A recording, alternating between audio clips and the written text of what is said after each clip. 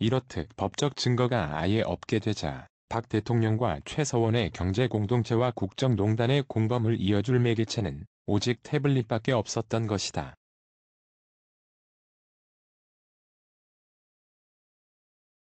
JTBC의 태블릿 보도는 전 국민에게 최서원이 박 대통령으로부터 국가 기밀을 태블릿을 통해 넘겨받아 사익 추구를 위해 악용했다는 결정적인 이미지를 심어준 사건이다. 그러나 검찰은 그 태블릿조차도 박 대통령과 최서원의 재판이 제출하면 조작 증거가 밝혀질까 무서워 꼭꼭 숨겨왔다. 그러다 검찰이 문제의 태블릿을 김한수가 사용했다는 증거를 은폐한 사실이 드러났다. 나의 재판부에서 태블릿 원본 파일 제출을 요구해도 검찰은 무작정 버티고 있다. 애초에 뇌물을 받은 증거나 최서원과 박 대통령이 공모한 증거가 없었던 마당에 태블릿마저 조작으로 드러나면 사기 탄핵 전체가 무너질 판이기 때문이다.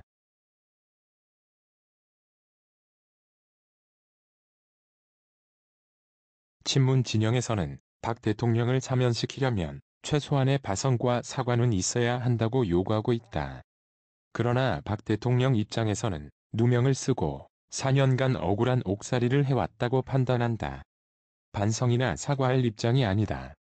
만약 일체의 사과나 반성 없이 사면이 된다면 사기 탄핵에 세뇌된 군중들은 어떻게 592억 원의 뇌물을 먹은 자가 사과 한마디 없이 사면이 되느냐며 민심을 폭발시킬 수 있다. 사면권을 갖고 있는 문재인 대통령과 사면론을 촉발한 이낙연 민주당 대표는 박 대통령이 징역 20년형을 선고받을 만한 뇌물죄 같은 범죄를 저지른 게 아니라는 걸 알고 있을 것이다. 만약 박 대통령을 포함한 역대 대통령들이 해온 관습적인 정치 행위에 이런 중형을 내린다면 문재인 역시 퇴임 이후 그 이상의 중형을 받을 일들이 수두룩하다. 임기 말에 사면론을 꺼내든 이유가 여기에 있을 것이다. 문제는 이들이 사기 탄핵을 관철시킬 목적으로 또한 보수 진영을 죽이기 위한 목적으로 다수의 군중들에게 박 대통령을 용서할 수 없는 부패한 마녀로 몰아간 일을 어떻게 뒤집을 수 있느냐는 것이다. 이제 와서 박 대통령은 실제 뇌물을 받은 건 아니다라며 지지층을 설득할 수 있을까?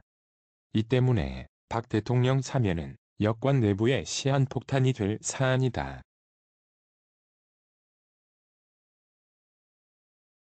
보수 진영도 다르지 않다. 어처구니없게도 보수 진영의 제도권 정당인 국민의힘 김종인 비대위원장이 2020년 12월 15일 박 대통령 탄핵과 관련해 다음과 같이 사과를 해버렸다.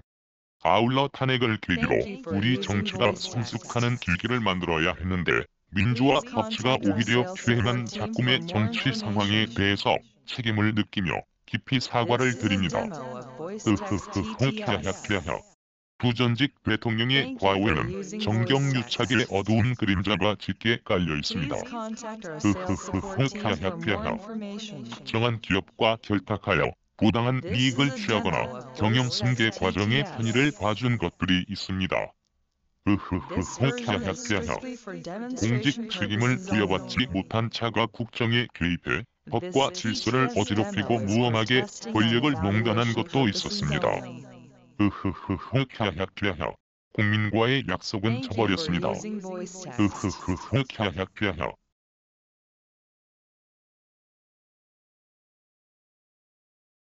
다시 강조하지만 김종인 비대위원장의 위 사과문은 허위사실 유포이다. 박근혜 대통령은 그 어떤 기업과도 정경유착을 벌인 바도 없다. 특정 기업과 결탁하여 부당한 이익을 취한 적도 없다. 경영승계 과정의 편의를 봐준 적도 없다. 공적 책임을 부여받지 않은 최서원이 국정에 개입해 권력을 농단한 바 없다.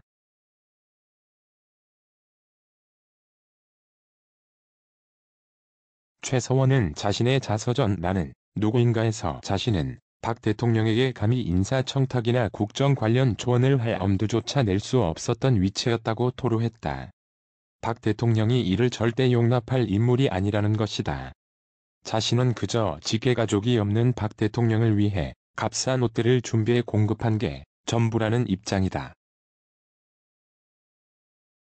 최서원이 자신과 박 대통령의 관계를 규정한 단어는 팬이었다. 박 대통령은 25세 때 유경수 여사의 서거로 퍼스트레이디를 맡으면서 당시 젊은 세대에게 주목받은 정치권 스타였다. 최서원은 그때부터 팬의 입장에서 자원봉사자로서 박 대통령을 도왔다는 것이다. 실제 특검과 검찰은 최서원이 국정에 개입했다는 그 어떤 증거도 제시하지 못했다. 모두 어디서 들었다, 그럴 것 같다 수준의 제3자 추측성 전원으로 기소장을 채웠을 뿐이다. 최서원이 박 대통령을 뒤에서 좌지우지한다는 말들은 대부분 박 대통령 근처에도 와보지 못했던 고용태 등의 일방적 추측을 기자들이 실제 폭로인 양기사로 적은 것들이다.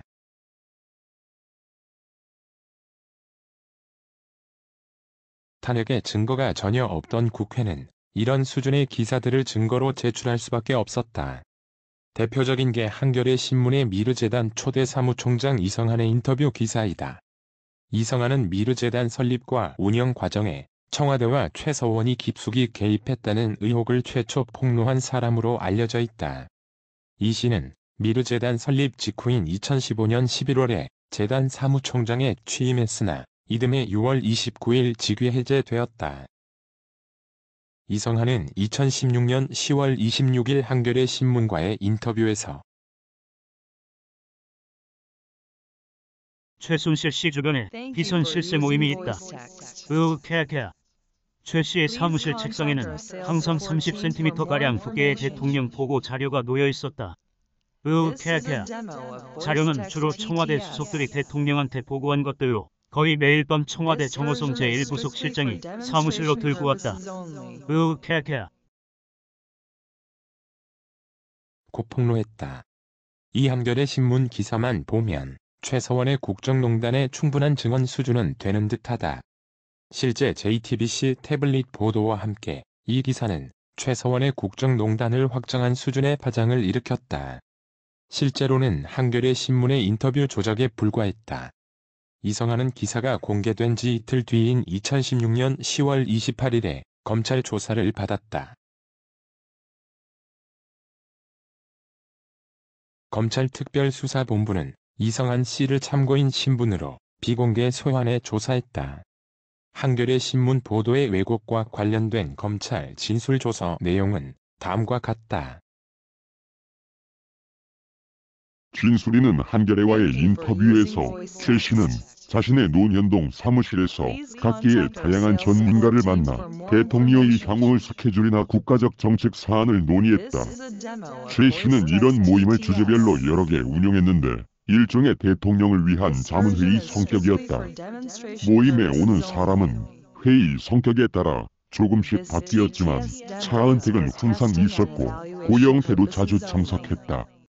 최 씨의 사무실 책상에는 항상 30cm가량 두께의 대통령 보고 자료가 놓여 있었다. 자료는 주로 청와대 수석들이 대통령한테 보고한 것들로 거의 매일 밤 청와대 정호성 제1부속 실장이 사무실로 들고 왔다. 최순실은 모임에서 이 자료를 던져주고 읽어보게 하고는 이건 이렇게 저건 저렇게 하라고 지시를 내렸다. 비선 모임의 주제는 한 10%는 미르K 스포츠 재단과 관련된 일이지만 나머지 90%는 정부 정책과 관련된 게 대부분이었다라고 진술하였는데 어떤가요? 으흐흐흐 캬야캬야. 저는 위 기사 내용에 대하여 제가 직접 눈으로 목격한 것은 없고 고영태에게 전해들은 말이 일부 있을 뿐입니다. 진술인이 고영태에게 전해들은 말은 무엇인가요? 고영태가 최순실 책상 위에 중요한 서류가 있더라라고 하면서 손으로 이 정도 두께가 된다고 손짓을 해주었습니다. 저는 그 서류가 지금은 대통령과 관련된 중요 서류라고 생각은 하지만 고영태한테 그 말을 들을 때에는 그렇게까지는 생각을 못했습니다. 그렇다면 기자가 전혀 허위 사실을 기사화한 것인가요? 저는 그렇게 생각합니다. 진술인의 말에 따르면 진술인과 관련하여 언론에 보도된 부분은 진술인이 실제로 기자와 만나 이야기한 것보다 많이 과장되어 있다는 것인가요? 그렇습니다. 저도 일부 언론에서 저에 대하여 많이 과장된 기사를 내보내어 부담스러운 상황입니다. 고영태와 관련된 부분도 제가 분명히 들은 말은 들었다고 구분해 주었는데 기자가 자기가 알고 있거나 추측한 내용을 제가 그렇게 명시적으로 확인해 준 것처럼 기재해 버렸습니다. 그리고 일부 기사에 보면 내가 하고 싶은 말의 10분의 1밖에 아직 말 안 했다라고 했는데 정확하게 말하면 그 말은 제가 기자들에게 진짜 하고 싶은 말은 재단 사무총장에게 직위 해제된 것이 억울하다는 것이었습니다. 이 부분은 10분의 1 정도밖에 못하고 맨날 재단 설립 과정이나 최순실 부분들에 대한 이야기로만 대부분 채웠다는 뜻이었는데 기자는 마치 제가 최순실이나 기타 청와대 비리에 대하여 10분의 1밖에 안 했고 아직도 10분의 9가 더 남았다는 내용으로 써버린 것입니다. 언론 보도에 의하면 현재 진술인이 차은택, 최순실, 고영태 등 미르 관련자들과의 통화 내용을 녹음한 녹음 파일 또는 녹취록 70여 개를 가지고 있다는 것인데 이는 사실인가요? 지금 말씀하시는 기사는 한겨레 신문 기사로 알고 있습니다만 제가 관련자들과의 사적인 통화를 녹음해서 녹취록이나 녹음 파일을 가지고 있는 것은 아니고 제가 한겨레 기자에게 말한 것은 정확하게 이런 취지였습니다. 내가 미르 재단에 있을 때 있었던 업무와 관련하여 미팅이나 내부 회의 관련된 녹음 파일이 있었는데 그게 약 70여 개 정도 될 것이다라고 하였습니다. 그리고 그 중에서 제가 제 핸드폰에 4개에서 5개를 따로 녹음해서 가지고 있었는데 그걸 기자에게 들려주었던 것입니다. 그 4개에서 5개의 파일에 차은택, 최순실의 목소리가 녹음되어 있는 것입니다. 저는 분명히 그런 취지로 말을 하였는데 그 말을 들은 기자가 마치 제가 사적으로 차은택이나 최순실과의 대화 내용을 몰래 녹음한 파일을 70여 개 가지고 있다는 식으로 기사가 난 것입니다. 재녹음하였다는 녹음 파일은 재생 시간이 각각 얼마나 되는가요? 그리 길지 않습니다. 하나당 한 15초 정도 됩니다. 공식적으로 미르 재단에서 이루어진 내부 회의나 이사회 회의 등은 음성 녹음을 하는가요? 미르 재단에서는 원칙적으로 녹음기를 구매해서 녹음을 합니다. 제가 직원들에게 모든 회의는 녹음을 하고 그 녹음을 들어보고 회의록을 만들어라라고 지시를 하였기 때문에 그렇게 되어 있습니다. 이사회 이사들도 이사회 회의가 녹음된다는 사실을 알고 있을 정도입니다. 언론 보도에 의하면 미르 재단 대표와 이사 중 상당수가 최순실 또는 최순실과 상당한 친분이 있는 차은택에 의하여 선임되었다는 것인데 사실인가요?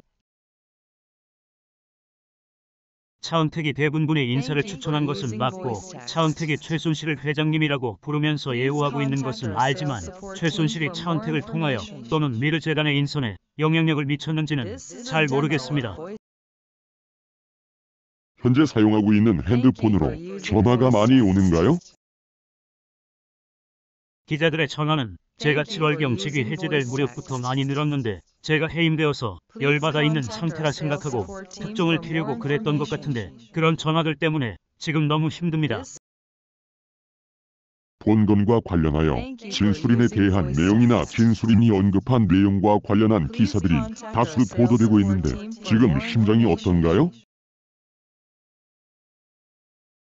기사들이 많아서 저도 다 보지 못했으나 일부 기사들을 보면 제가 기자에게 말했던 것과 상당히 많은 차이가 있습니다. 제가 다른 사람에게 들은 말에 대한 전언도 제가 직접 발언한 것처럼 기사화된 부분도 많이 있었는데 이를 기자들한테 일일이 설명하고 해명할 수도 없어 매우 답답한 상황입니다. 이성안에 대한 검찰 진술조서 내용을 종합하면 최순실 씨 책상 위에 중요한 서류가 이만큼 있더라는 고영태의 한마디 말이 미르 재단 사무총장의 입을 거치면서 최순실 책상 위에 중요한 서류는 청와대 수석들이 대통령에게 보고한 국가적 정책 사안으로 왜곡되고 보고서 전달 과정을 설명하기 위해 거의 매일 밤 청와대 정호성 제1부속실장이 사무실로 들고 왔다라는 기자의 상상력이 보태어졌음을 짐작할 수 있다.